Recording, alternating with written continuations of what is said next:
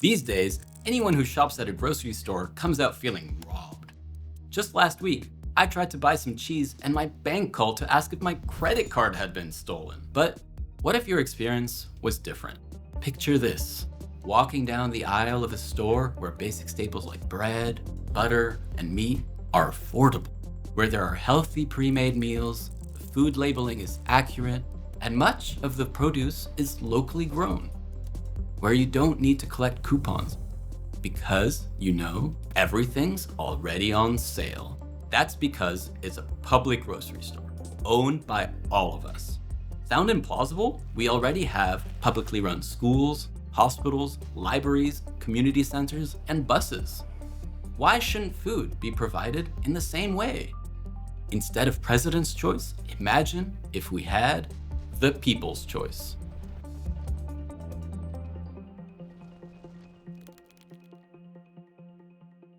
The cost of food in Canada is too damn high.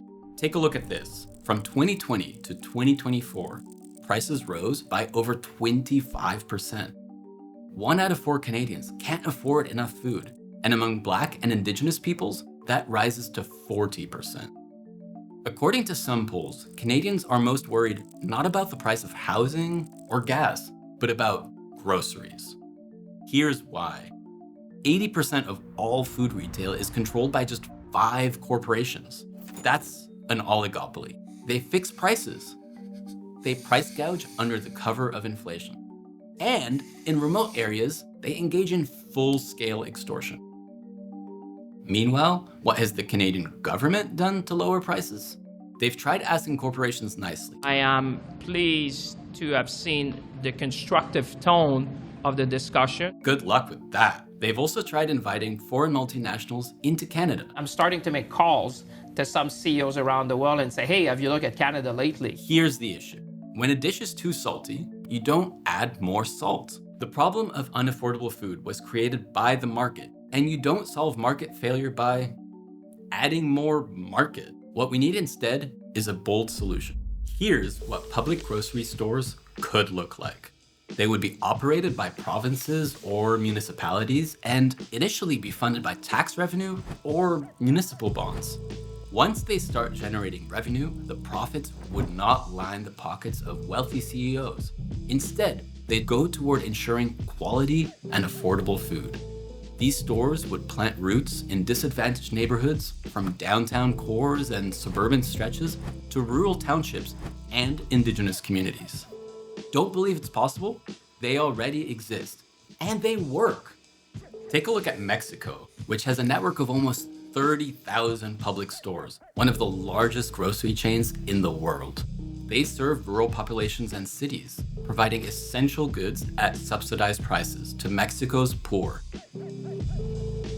Or look at the United States. The mayor is exploring the idea of opening a city-owned grocery store to promote food equity. Even some small rural towns in Florida, Republican towns no less, have started their own public grocery stores because big chains abandoned them. When Baldwin, Florida's only grocery store closed, the mayor and city council decided to run their own market, a novel solution, especially for a conservative rural town. And the popularity of the idea is clear. After New York mayoral candidate Zoran Mamdani proposed public grocery stores in every city borough. I'm Zoran Mamdani, and as mayor, I will create a network of city-owned grocery stores. Polls showed 2/3 of New Yorkers supported it. And nationwide in the US, 51% already support the idea. But here's why we shouldn't stop there. Public grocery stores, like any small family-run business, would still struggle because they rely on distributors owned by the big grocery giants. Distributors operate between food producers and corporate retailers, buying and warehousing products before they end up on the shelves. These distributors help set prices, determining which producers do well and which get shafted. It leads to a race to the bottom in working conditions and reliance on imports from abroad. That's why we also need public distribution. Mexico's public grocery chain, for example, has its own distributor with 300 warehouses that buys food in bulk, ensuring prices stay low. We too could set fair prices so farmers stay debt-free sustainable Canadian producers are prioritized, and workers are protected. A public distributor could also be an incredible leverage point.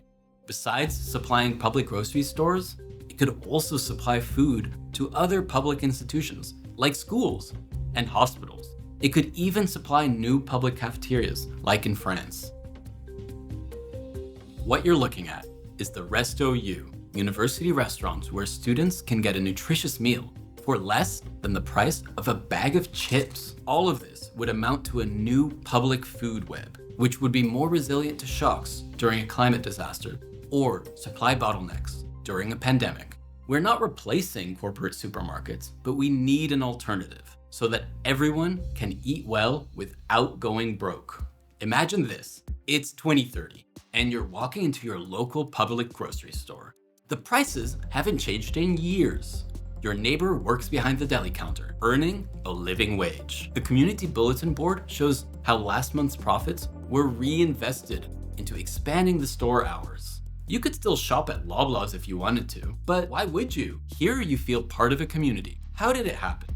In 2028, you elected a progressive federal government running on a public grocery store platform. What started with a pilot project in a few neighborhoods was so successful that it became a regional network, and after that, scaled up across the country. It was always a good idea. Then, more people realized how practical it could be, and then we built the power to make it a reality. Forget president's choice. It's time for the people's choice.